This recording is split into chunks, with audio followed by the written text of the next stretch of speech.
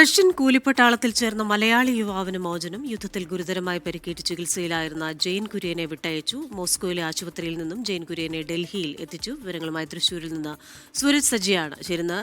സൂരജ്, ഒടുവിൽ ജെയിൻ കുര്യന് മോചനമായിരിക്കുന്നു. അദ്ദേഹം ബന്ധുക്കളുമായി സംസാരിച്ചു എന്നാണല്ലോ നമുക്ക് അറിയാൻ സാധിക്കുന്നത്. ഇപ്പോൾ എന്തൊക്കെ കാര്യങ്ങളാണ് അദ്ദേഹം പങ്കുവച്ചത്? എപ്പോൾ നാട്ടിലേക്ക് എത്തും? ക്രിസ്tina, ഇന്ന് പുലർച്ചെ 5 മണിയോടുകൂടിയാണ് ഡൽഹിയിൽ ഈ ജെയിൻ കുര്യൻ എത്തിച്ചിരിക്കുന്നത്.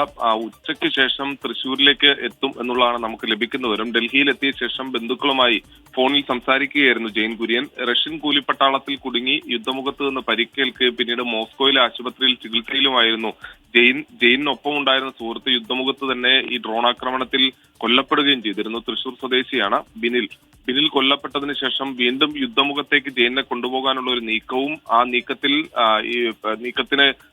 നീക്കം വിശദീകരിച്ചുകൊണ്ട് ജെയിൻ പുറത്തുവിട്ട വീഡിയോയും എല്ലാം കഴിഞ്ഞ ദിവസം നമ്മൾ പുറത്തുവിട്ടിരുന്നു. നമുക്ക് തന്നെ അദ്ദേഹം, അതായത് തന്റെ ദുരിതം വിവരിച്ചുകൊണ്ടൊരു വീഡിയോ സന്ദേശം അയച്ചു തന്നതാണ്.